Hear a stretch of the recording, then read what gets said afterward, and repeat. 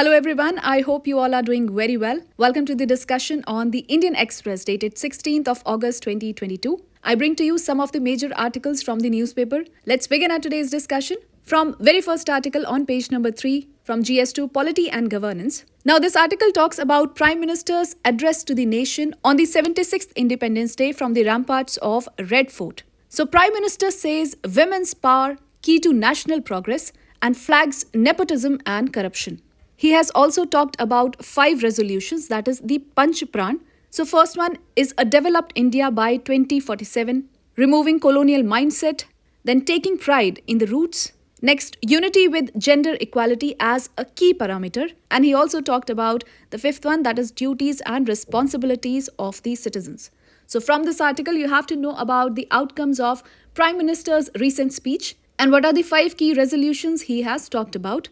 Moving on page number 3 from GS2 Judiciary section, the article is headlined as Collegium led by CJI Ramana cleared over 254 high courts, vacancies now lowest since 2016. So recently the Supreme Court Collegium, that is led by Justice N.V. Ramana as the Chief Justice of India, made more than 250 recommendations for high court judges, and that is to bring down the vacancies to the lowest since 2016. Now, as of August 1, there are 380 vacancies against the sanctioned strength of 1,108 judges in 25 high courts, and that is according to the data from Ministry of Law and Justice. So from this article, you have to know what is the Collegium system, how was it evolved, also what are the constitutional provisions backing the Collegium system, what are the criticisms associated with it, and also what is the possible scenario ahead.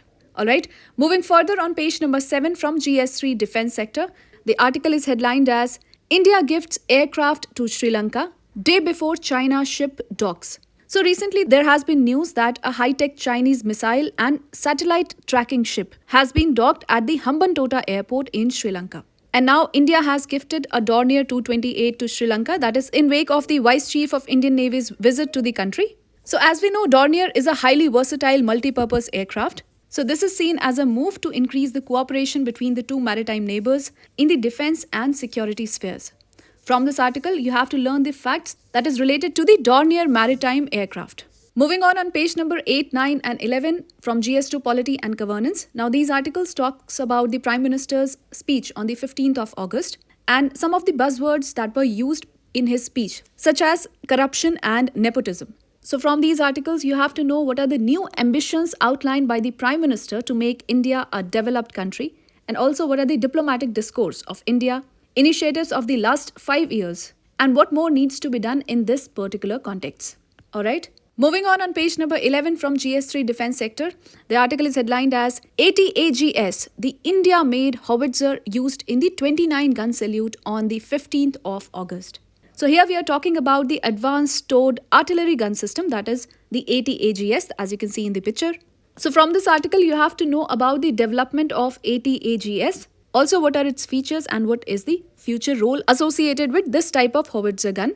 Alright, moving further on page number 11 itself from GS2 Governance Sector, the article is headlined as Postal Identification Number, and here we are talking about the PIN that was introduced on the 15th of August 1972. That was to ease the mail sorting.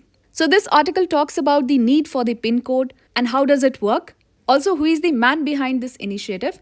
So from this article, you have to know why was the PIN code introduced and how does the PIN code work. Alright, moving on page number 11 itself from Miscellaneous section, the article is headlined as A Brief History of South Korea's Basement Homes Made Famous by Parasite. So recently the authorities in South Korea's capital Seoul have announced that they will phase out the semi-basement flats, and this is after 13 people were killed in flooding. Now the Seoul's semi-basement homes, as you can see in the picture, were spotlights by Bong Joon-ho's Oscar-winning film Parasite that was released in 2019, and this depicted the life of low-income family that is compelled by their socio-economic circumstances to live in these semi-basement homes. So from this article, you have to know what are these semi-basement homes and why is South Korea phasing out the parasite-style semi-basement homes. Alright, moving on page number 11 itself from GS2 Government Policies and Interventions, the article is headlined as DigiYatra Beta Rollout, How Contactless Check-in Works. So as we know, DigiYatra envisages that travelers pass through various checkpoints at the airport, that is through paperless and contactless processing, by using the facial features to establish their identity, which would be further linked to their boarding passes.